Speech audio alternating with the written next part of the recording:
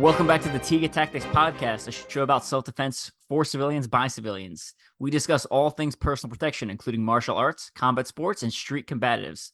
Our resident MANs, martial arts nerds, include co-founder of Tiga Tactics and holder of 8 black belts in different styles, Dr. Conrad Bui. Hello, everybody. Thanks for joining us. We also have black belts in 4 different styles and the other co-founder of Tiga Tactics, Patrick Vuong. What's up, podcast peoples? And I'm the third co-host, active duty Army Special Forces soldier and champion obstacle course racing athlete, Evan Ultra-OCR man Perperis. Today, we'll be talking about the laws of stupid, one of Tiga Tactics' favorite slogans that you see appear in a lot of their courses. You see it appear on their merchandise, and one of my personal favorite sayings you guys have. So I guess who wants to start it off telling us what the laws of stupid are? And then we can kind of deep dive into why you guys have them and what the purpose is. Yeah. So I'll just explain what it is. And the laws we say don't break the laws of stupid. That means don't do stupid things with stupid people in stupid places at stupid times.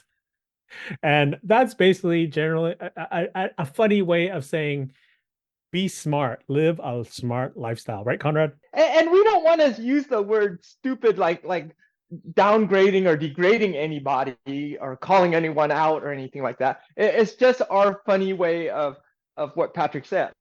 Try to live a intelligent lifestyle, one that will help you arrive to your old age, more likely help you arrive to an old age in a healthy way. Gotcha. And where did you guys come up with this or find it or develop it? Where did give me some of like the origin? I'm not sure where Patrick heard it first, but I think myself, I might have heard it first from an instructor in a firearms class, and I can't remember who, but I think it was in a class that I attended, and it just kind of stuck with me ever since. Gotcha. Yeah, I love it. It speaks to accountability, and it's kind of a funny way of saying it and an easy way to remember. So how many laws of stupid can I break at once, Patrick? What are our thoughts on that? Generally, you can break one of the 4 things, but when you start to break 2 or more, that's when bad things generally happen. For example, like one of the things, and I fully admit this, I do a stupid thing from time to time, and that is I check my phone in public. And people might be listening saying, stupid, I do that all the time. Why is that? Are you calling me stupid? We're not calling you stupid. Again, like as Conrad said, it's not to make fun of anybody or to degrade anybody, but it's the idea of like using that funny terminology to kind of wake people up. And so when I say I use my cell phone in public, it all of my attention is going to the phone, my eyesight, my hearing, everything, my focus, it's all in this little teeny screen, and I'm basically ignoring roughly 359 degrees of people and things around me. And so I do catch myself and I'm like, oh wow, this text message is not that important that I should be giving up all of my awareness to it. And fortunately, I usually only do it when I'm with somebody I trust, whether it's my wife or with Conrad or my friends who are all martial artists. I might do it in their presence because I know generally they're going to have my back. And sometimes when I'm with my wife, I'll say, hey, can you watch my back? And she'll generally know what that means. She'll know I'm going to be distracted while I'm looking at my phone. So it's her duty to be on Overwatch, so to speak, not to sound like a poser, like I'm in the military or something, but because I clearly am not. But yeah, just you ideally, if you're going to do something stupid, quote unquote stupid, you should have somebody who has your back to cover any potential mistakes. And so for me, using that cell phone is very common that a lot of people do. And so when I do it, it's only because I'm expecting something important, like an important phone call or something like that, and I make sure someone's got my back. I have my back to the wall, and I'm somewhat prepared if something wrong were to happen. Still, my focus is diminished a lot though. So I do say that is a quote unquote stupid thing to do in public. And we say stupid. It's all about risks and mitigating risks and the risks we're willing to accept. And I think part of that also is you have awareness that, hey, this might not be a safe thing to do, and that awareness empowers you to take the right steps, like what Patrick said. Make sure you're in a safe place. Someone has your back if you're not in the safest of places, and so that awareness, I think, helps people to live a more defensive lifestyle, one that will allow them to protect themselves, to reduce these risks as well too. Yeah. I mean, I've seen it play out in the military too. We in two different ways. One, every Friday we have safety briefings for the military where it's like, don't go drinking and boating, don't go drinking and firearms. It's usually like, don't go drinking and insert a series of other events. And then they usually come like, you'll get more ridiculous ones because a lot of them are based on true stories. It's like, don't go drinking at night with firearms on a boat with people who don't know how to swim. And it's like, yeah, we hit a couple of the laws of stupid there that we violated. So we see that in the States, but I've actually also seen it downrange on combat deployments when and I'm not saying this about all Valor Awards, but a lot of the Valor Awards I've seen given out were due to poor decision making leading up to that moment, right? So a leader made several poor decisions that put the unit in a bad place, and then someone in the unit had to do something valorous and above and beyond what was required to like get them out of that situation. Wow. And when I look back at the situation, I was like, why were you in that area doing that thing at that time? Like there were several bad decisions. We're lucky that no one got killed in those specific incidents, but essentially going into a bad neighborhood without the proper security or without the proper overwatch, like you were saying, a series of bad decisions. So I really like the laws of stupid. I think it applies not only to civilian life, I think it applies to military, both in their day-to-day, but also downrange. Mm-hmm. Mm-hmm. Yeah. And I think what we can also do. Oh, sorry. Go ahead, Patrick. No, go ahead, Connor. No, well, we can go ahead and just dissect each of these laws here. Like doing stupid things. Or what would we consider something that's stupid? Basically, everything I did in college. I'm pretty amazed that nothing bad happened. I'm not going to go into details. I'm trying to maintain a public image here, but all right. Well, yeah, go ahead, Patrick. Yeah, I was going to say, like, a lot of times when we talk about the laws of stupid in our seminars, I use myself as an example because I don't want to make fun of anybody else. But I generally say that as when I was 18, being a guy who at that time was when I was 18, I didn't have my black belt yet, but I was a brown belt and I was very close to getting my black belt. So I was full of ego, right? Like young, a man, a martial artist, gonna get my black belt. I'm thinking, I'm the poop, like I can take anybody. And I remember many instances going to the bar late at night, after midnight, drinking, and then just assuming like, yeah, I can take all these guys. Everybody in this room, take any of them one-on-one. And one incident that actually kind of woke me up was I saw my friend, his name is Justin, and he was already a black belt in karate at that time, in Kimbo karate. And he was just standing like super stiff. And if you know him, he's just like the most jolly, outgoing dude. And he's standing ramrod straight, and he was surrounded by 4 guys. I'm like, oh, what's going on here? This is not good. So I walk up behind him, and I was gonna say, hey, what's going on? But then I realized like he's about to fight these 4 guys, and I'm thinking, oh my god, we've been drinking. Now we're outnumbered.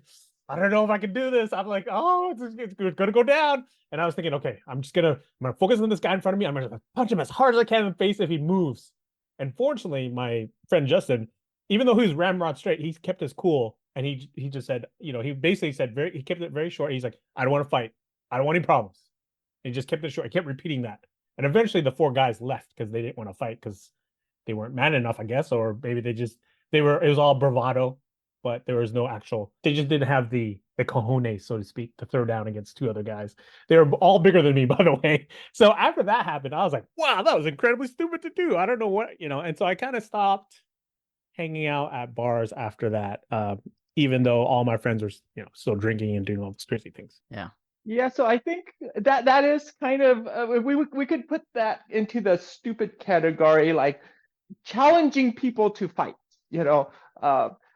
calling people names, challenging people, trying to bump someone as they're walking by you and looking at them really hard with a hard stare. I think regardless of the time, the location, uh, any of those other variables, that would be probably something to avoid if we want to avoid injury to ourselves on a regular basis. Going back to one of the ones Patrick said earlier about checking your phone, I know one of the things I've done before and been guilty of and have tried to stop doing was like sometimes I'll drive back from like martial arts tonight or wherever I'm going and come back to my house and sit in the driveway for a minute, like staring at my phone, right? It's nighttime. I'm staring at my phone. So my night vision shot, my situational awareness is completely gone. I'm at a known place and time that I essentially have to come back to that point. I have to get out. And, my attention is completely taken away, right? So that's one of those things where it's like, yeah, is checking your phone stupid, like we were saying? I don't know, maybe, but is checking your phone at night, in your driveway, staring without your night vision, without, any other situational awareness. Like, does that start breaking multiple of them? I would say so. Yes. Perhaps the what and the time. So that's 2 of the 4, I guess. Yeah. Especially when like I can literally get out of my house and walk 10 more feet and then sit in my garage and check my phone or go inside the house. Right. It's one of those things where it's like, well, just go inside the house. If or if you don't, you don't want, I don't want to disturb my wife or kids, go into the garage, close the garage and then check my phone, So easy solutions there. Absolutely. Yeah, going back to the things that would categorically be quote unquote stupid or foolhardy, if you will, things like getting into fights. I would also put in there anger. Like anytime that there's anger within inside of us, that can cause us to do stupid things, regardless of where we're at, who we're with. Being able to control our anger, being able to sense that anger swelling up inside of us and being able to recognize it, taking a few deep breaths, maybe take a step away or something like that. I think regardless of wherever we are or whoever we're with, that anger can really make us do some stupid things. So I think things based on anger and having anger control us, that can cause us to do stupid things. So that would go into the doing stupid things, regardless of the time, the people, or the place as well too. So I think that would be one. Can you guys think of anything else? Yeah, I think I live in Southern California, and that means you can't get anywhere without driving. And road rage is I wouldn't say road rage is prevalent, but it does happen. I witness it at least once a week. And I again, I'll be honest, I was one of those guys when I was first started driving, between 16 and I'd say 20. Again, martial artist, young dude, thinking I'm the poop. I can take anybody. I flipped the bird at people who cut me off. And my sister actually, because she's very wise compared to me, she said, "You should never do that. You don't know if they have a gun or what. They could hunt you down and shoot you." And I was like, wow, I never thought of that. And so ever since then, I've been much more cautious. And so I no more hand gestures, no flipping the bird, definitely not, dropping, rolling down the window or swear at people, nothing like that. And I'd also say related to that is honking. Like a lot of people use honking as like a swear word or like to express their anger. And for me, the only time I honk is if it's an emergency, like someone's going to run into me or someone's going to run into other people, then I'll honk to get their attention, but I won't like slam on it, or to do it too aggressively, so to speak. I think that will also prevent a lot of road rage because it's escalation, right? Someone cuts you off, then you honk at them, then they honk back, then you start speeding, and then you start trying to cut each other off, and then that just goes down the spiral, Yeah, and you never know what that other driver's going through. Maybe he's getting a divorce and he just got fired from his job, right? And you flip him off, and you're just the straw that breaks the camel's back, right? You're not. You're some random dude. So it's like, well, I'm going to take out my aggression on this one because I can't go home and hit my wife. I can't punch my, ex-boss. I'm not even allowed in the building anymore. Right. So, random bystander who had to merge lanes quickly Mhm. are now in an altercation with some random guy. So Yeah, I used to be a much more aggressive driver, like Patrick as well too, as a younger driver. Nowadays, I just think, if somebody cuts in or wants in, I let them in. What's another 5 seconds in my life? Mhm. Even if I'm in a rush, I'll let people in because we don't know their situation. They might be in a really serious rush. Maybe they're about to deliver or something. They have to Mhm. get to the hospital. I don't know. So what's another 5 seconds, even if I'm in a rush? And so those kind of things, just being calm when you're driving, and just calm in general. Mhm. Yes. yeah, I All usually right. don't have a problem with road rage. Usually I think of a lot of times driving, as long as I have enough time to get where I'm going, I'm like, oh, just in a couple more seconds, I get to listen to the audiobook or the podcast I'm listening to. So Mhm. I'm a pretty chill driver. People will cut me off and I'll be like, oh well, Yeah. Yeah. life goes on. No big deal. So, Let's Um, talk about.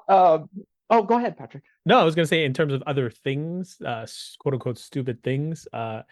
If you're going to the ATM, like I had this conversation with one of my students recently, and she approached the ATM and felt very uncomfortable because there are people kind of like hanging around nearby, and so she just went back in her car.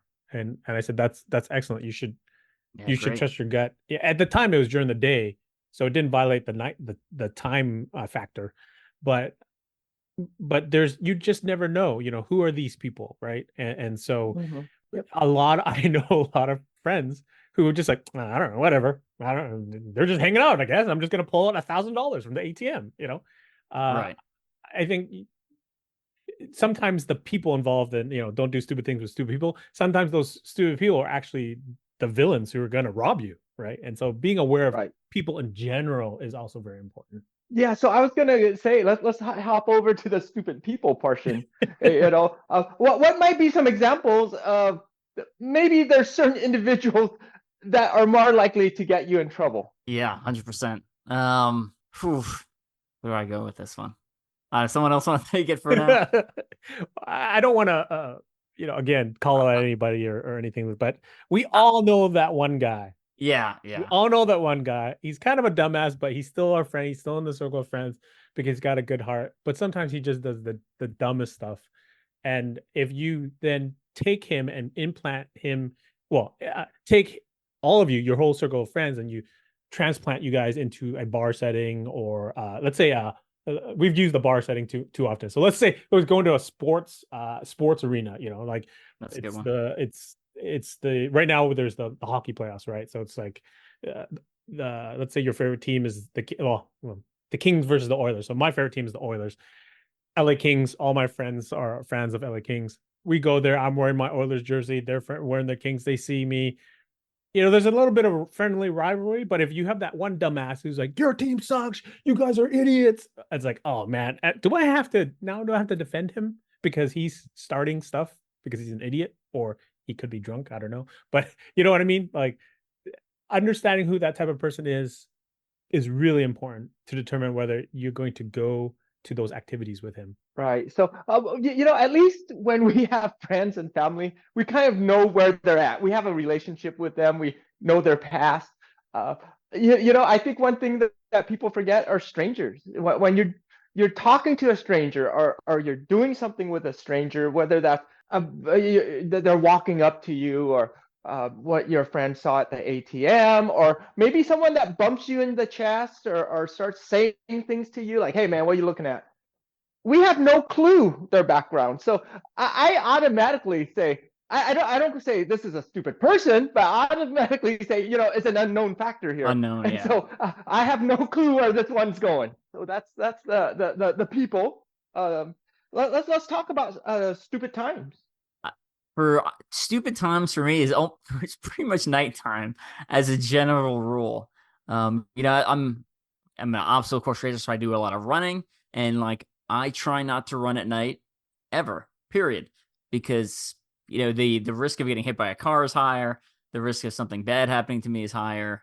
The risk of tripping and falling is higher. Right, like everything goes up at night for the risks. So, as a general rule, I think most stupid times is generally associated with night, although it could be, it could be other times, like you mentioned, like a sporting arena, like chanting about the rivalry. If you're the local team just lost and you're outside chanting for the other team, right? That is a stupid time, even though it could be broad daylight, Right. right? So situational dependent, but Right. night's usually the danger area. Yeah, I think running your running analogy is perfect for just general personal protection. Running at night is, like, for all those reasons that you said, is just generally not a good idea. And so you could take that and apply it to pretty much any everyday situation. And anytime your vision is compromised or weaker than it would normally be, that's generally a quote unquote stupid time. Yeah, so regardless of what we're doing, whether that's going to the convenience store at 2 a.m., that sounds kind of weird. If we're going to the ATM late at night as well too, that's kind of weird as well too. So Again, we're describing my college experience here. oh. All right, keep going. Sorry. All right. So yeah, I can pretty much agree that with both of you. And the older I get, the more old man I get too. I was like, oh, it's nighttime. I don't want to go out. I'm saying I like it more. I'm like, why would I go out now? My home is so nice. It's comfortable. It's air conditioned. I mean, it's great. It's great. Yeah. I'm totally on that. So again, this is all situational dependent, and it's also how much risks are you willing to take? You're going out with your buddies and things at night like that. I think it's just important to realize this isn't the best time to do this right now, but we're out here, we're trying to have some fun. I probably should be aware of my environment a little more than I usually am. And so I think we can't always just say, oh, it's a stupid time, I'm just not going out. Again, it's just about risk mitigation and what you're willing to accept. And also, if you're willing to accept it, you're also going to be more aware that this isn't the best time to do this. I understand that. And so I'm going to be more aware, and maybe even talk to some of your friends like, hey, let's be careful out tonight, things like that as well too. Get together with your team and get some teamwork with that. Absolutely. All right. Yep. Let's head on over to stupid places. Stupid places. So what are maybe potentially stupid places, regardless of the people you're with, the time it's at, or the thing you're doing? Obviously bad neighborhoods, and every major city has a bad neighborhood that you should be aware of. And I actually recently saw a post on, I believe it was Instagram, of a guy who took a wrong turn. He was looking for a family friend's house. I kind of got lost, took a wrong turn, and ended up getting into a shootout, basically. So I think if you're unaware of where these bad places are, just they're just endless apps. Like you could literally just use Google or chat GPT and say, hey, is this a safe neighborhood, or what are some bad neighborhoods to avoid? Technology now is amazing. So just take literally 2 minutes before you go anywhere and just do a little bit of research. It'll do wonders down the road, literally and figuratively speaking. Even just maintaining a little bit of situational awareness. I know I've had to get gas and pulled over on a rest stop, and like there's bars on the gas station window, and I'm like, maybe we stop at a different gas station. Maybe we drive a couple more miles. Like, am I real? And then again, don't wait till you're on E and the warning light's on to get gas. Right? You make sure you plan a little bit, and so that way you have options, so you don't have to get gas at that neighborhood at night. Etc. Yeah, that situational awareness is so important. If you're in a neighborhood and you see all this graffiti and you recognize it as local gang signs, you're walking around and you see kids wearing like gang colors and things like that, you might want to either speed through it really quickly or turn around. Definitely. I also think not just potentially bad neighborhoods. Sometimes people travel to the weirdest places at the weirdest times. I mean, just the weirdest places. I mean, there's government warnings. and people still go to those places sometimes. Yeah, that's a big one. Actually, this is a little bit less, a little more innocuous, but I went to Utah to go to Bryce Canyon and hike. Basically, you're hiking down a stream or a river, so you could be like waist high in water. But my wife and I did a lot of research, and we knew that the water wouldn't be too high. You know, might get to at the most waist high, but usually for the most part, it's like shin high. But it's just beautiful. There's gorgeous. And when we got back home about a month later, we saw in the news that a young woman, had actually died because it flooded. And she had gone at a time when it was known to flood, and so that was a quote unquote stupid place to be at that time, right? So there's the confluence of two factors there. I think is really important to understand where you're going if you know in advance, and do as much research as possible. And this is just for hiking. This is not, we're not even talking about like gang infested places or crime ridden areas. Right. And I think being aware of those warnings, and if you choose to go during that time, then you could try to prepare as much as you can for something like that, So heed those warnings. Going to a country also that has cartels or war and things like that. The world's a big place. There's a lot of choices to pick, and maybe you could go back to that place when it calms down a little bit. I'm going to jump back to one of the very first seminar I went to with you guys. One of the guys in the room, when we were going around talking about if what you use for concealed carry or what you use for everyday carry, etc. And one of the guys in the room said, if I wouldn't go someplace without my firearm, I wouldn't go to that place with my firearm. Did I get that right? Yeah, I think so. Yeah. Yes. Yeah. So basically, like, if you're only going to you're like, oh, I have to conceal I have to conceal carry in that place because I don't feel safe. It's like, well, then why are you going to that place in the first place, right? What is mandatory that is making you go to that place, unless you're obviously military or law enforcement, right? If you're just a regular civilian who's going to that store because they're that liquor store is like 10% cheaper, like maybe it's worth paying 10% more and going to the nicer liquor store in the nicer neighborhood. Yes, absolutely. Absolutely. In terms of practical tips with places, kind of going back to that conversation I had with my student about going to the ATM, I tell her, be very particular about where the ATM is located, number one, but also how it's set up. So we're not just talking about like the city that's in, but also just how the ATM is situated in the building. It could be inside the lobby of the bank. Let's say she goes after the bank is closed, you can still get in the door using your card. And then there's just like, I don't know, like a 10 by 20 foot wide lobby where you can access that ATM, versus say a drive up ATM versus an ATM that's just on the side of a building. So kind of scouting ahead and understanding how you'll be, how you're basically facing the machine and how your back is totally exposed. That should also affect which location you go to. And I know we've talked about setting boundaries before, right? If you're already in the middle of the ATM transaction and someone's getting too close, like, you can ask them to step back. I think sometimes people forget that, like, you have a voice and you can tell people to step back. And if someone does not step back, they've just violated the first warning, right? Like, you're like, all right, well, now I need to really raise my awareness, because a normal person, if you tell them like, hey, would you mind stepping back at a couple feet, is going to be like, yeah, no problem. And they'll back up. Right. So yeah, and back to that ATM thing. There's an ATM machine out here.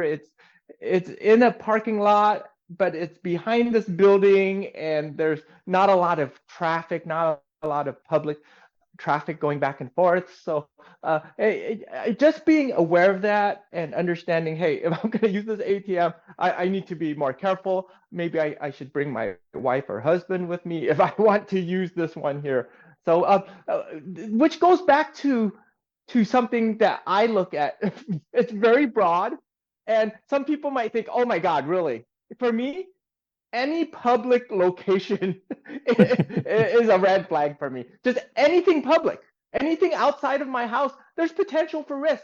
I get in my car, there's potential somebody will hit me. I might hit somebody. There might be a hazard on the road that I don't see. I go fill up gas. We've seen so much footage of violence at gas station, whether that's firearms or knives or just beating people up at gas stations. I go eat at a restaurant. We've seen so much footage at restaurants.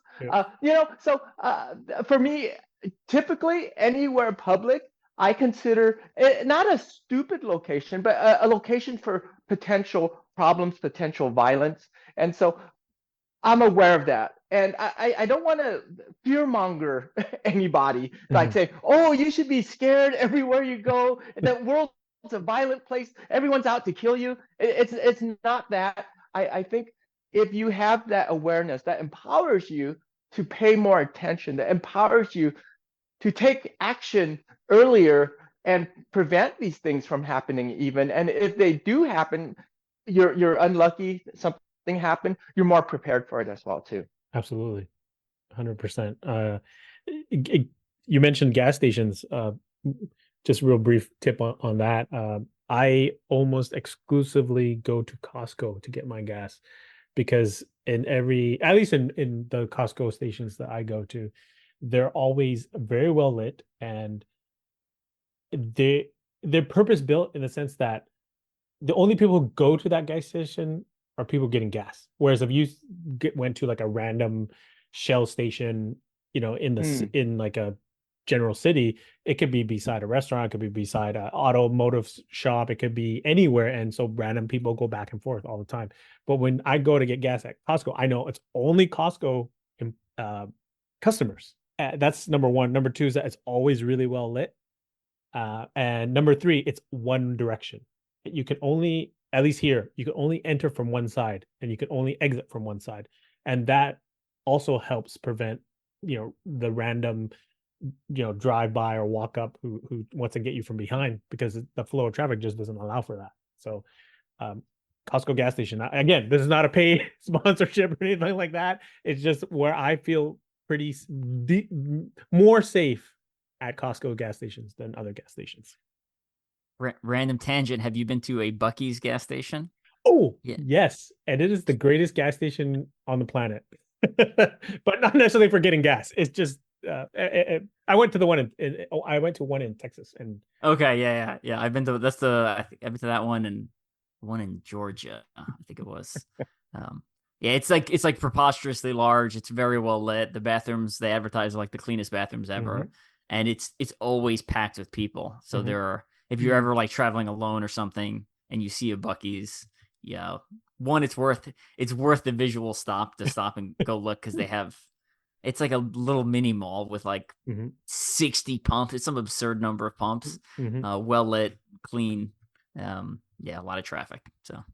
Yeah, especially if you're going on road trips, getting gas, stopping at rest areas, it's very risky on road trips. But if you see a Buc-ee's, you can, I wouldn't say let your guard down, but you'd feel a little bit more confident going into a Buc-ee's, because, man, like I was blown away just walking into the bathroom and seeing like 20 urinals all clean. I was like, wow, what is this place? Like you're going on a road trip, you're expecting like the grossest rest stops ever, and you walk in and it's like a little mini mall, like you said. I would also guess the number of concealed carry holders is above average in that place. Absolutely. See, now you guys make me want to go check out a Buc-ee's now. If you're on a road trip and you see one, you got to stop. It's mostly, okay, I will. It's mostly the South, and it's like the middle and eastern part of the South, essentially. Okay. And they had at least the Buc-ee's that I went to, they had a really cool knife display. They were selling different kinds of knives. Oh yeah. They were all like relatively cheap, made in China.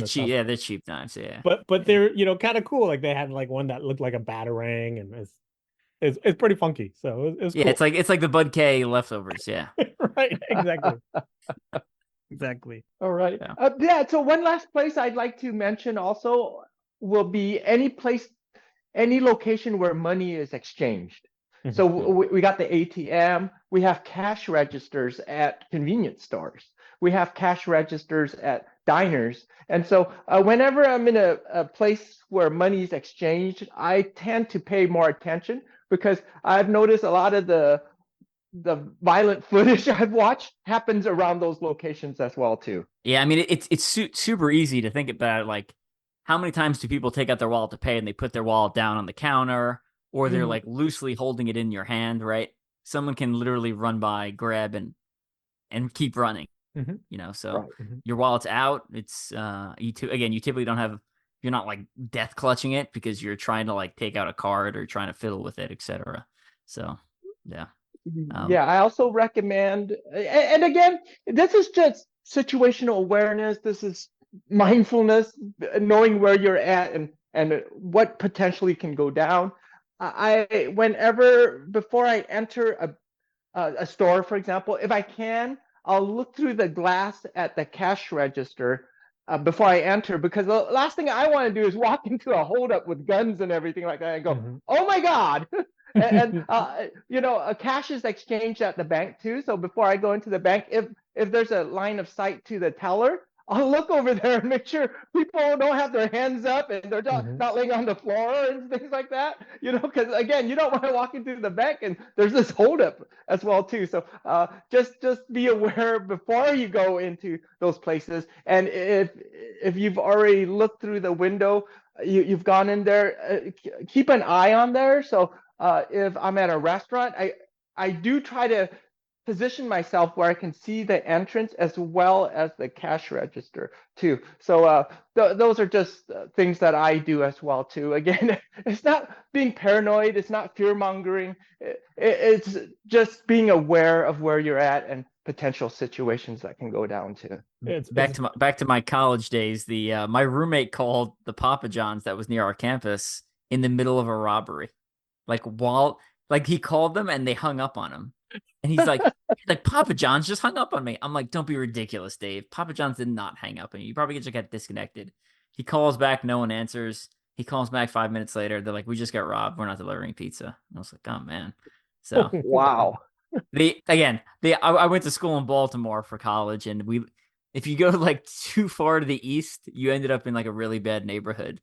Again, that I mentioned a liquor store earlier. The liquor store we used to go to, I'd say, got robbed once a semester. So I can count. You know, I remember multiple times going in there, or having one of our friends go in there, and be like, "Yeah, they're not selling right now. They just got robbed." It's like, cool. So wow, not the best neighborhood we live near. But again, we were college students, so we weren't the best neighbors.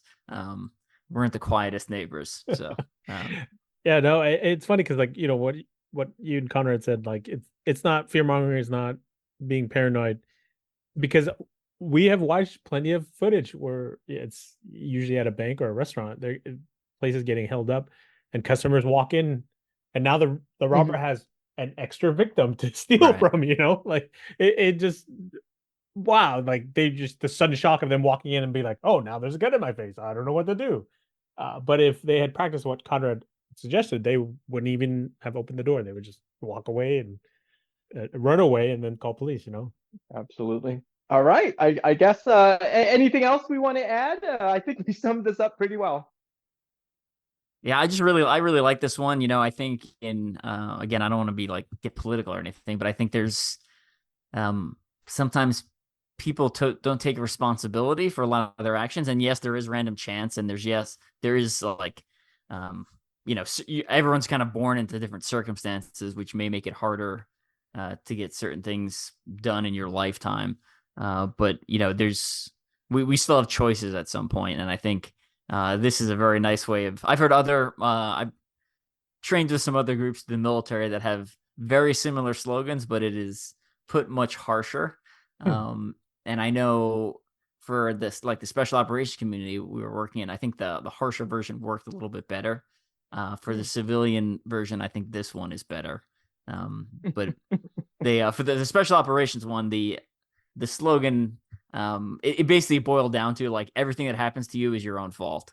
And the reason was because no one's going to come and rescue us. Right. So it's like, well, everything that happens is my fault, so I need to figure out a way to get myself out of it. whether, it was in fact my fault, or it's based off pure chance, or it's based off of, like I mentioned earlier, a couple of bad decisions plus pure chance lining up. And I think, Conrad, you talked about it earlier. It's all about, risk mitigation, right? So, I'm sure we've all done broken multiple laws of stupid and gotten away with it at times. There's also times when we've broken multiple laws of stupid and it's, bit me in the butt. But the fewer times we can violate those, the less probability we have of bad things happening, Right. in our actions. So, yeah, and I totally agree. It's all about risk management, risk mitigation. I think this slogan works well in terms of pedagogy. It's easy to teach somebody. You could pass it down, and they could pass it down to their kids, and it sticks right away. It's not a long. You don't, aside from doing a 45-minute long podcast about it, you don't need a long explanation to get the point across. So it's a funny way to get some really important concepts. Right, because nobody wants to be stupid, right? Right. Yes. Yeah, but at the same time, it'll enhance your personal protection. All right, I think that wraps it up. Any final thoughts we have, or any final things we need to announce? I'm gonna kick it over to Patrick. This Saturday, May 11th, we're gonna have a pistol defense webinar. It's gonna be at 10 a.m. Pacific time, and it's gonna be 1 hour. We're gonna train. You can train with us in real time. You can ask us questions. We're gonna have Q&A. We're gonna break down real life footage of real life attacks and gun threats. And we're going to focus on how do you deal with a gun threat when you are unarmed or unable to draw your own self-defense tool. A lot of people, when they hear it, they think, oh, is this a gun course, like how to shoot? It's like, no. This is when you don't have a weapon in your hand and you're faced with a muzzle. And so we'll break that down. And it's going to be a lot of fun.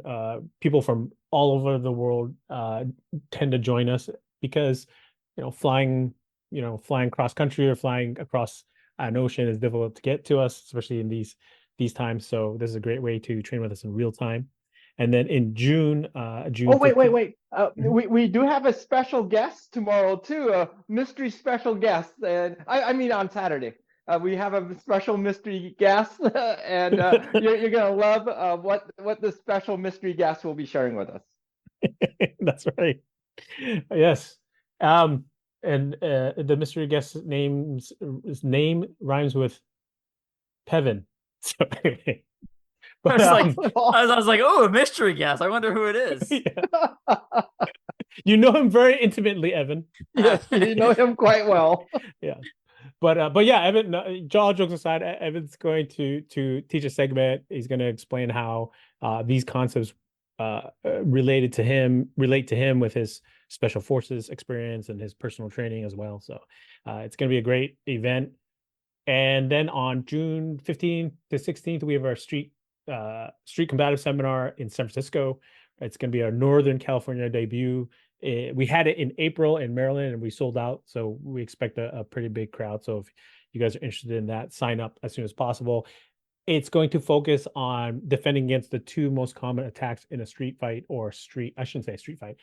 The two most common attacks in a urban ambush, which is going to be a sucker punch or a takedown of some sort, whether that's a sloppy double leg takedown, or whether they push you, they shove you, or whether you fall down from getting punched unexpectedly. And so we're going to teach you how to prevent that, how to spot the warning signs, and then what to do if you are on the ground, and how to fight while you're on your back, and of course how to get up safely and quickly so that you don't get your teeth kicked in. Good stuff. All right. Conrad, anything to add? No, thanks for joining us. And if you have any suggestions about future podcasts, let us know too. Absolutely. All right. Again, we're going to drop a bunch of links down below.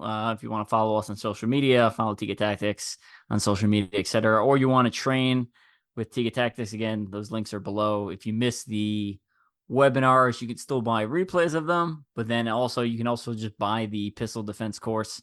That's available as well. And then the other types of super common urban ambushes, right? Sucker punch, club attack, and knife attack. All those courses available on Tiga Tactics training portal there. Again, links will be in the show notes down below. All right, we're going to get going. Thanks everyone for joining us. and we will catch you in the next episode.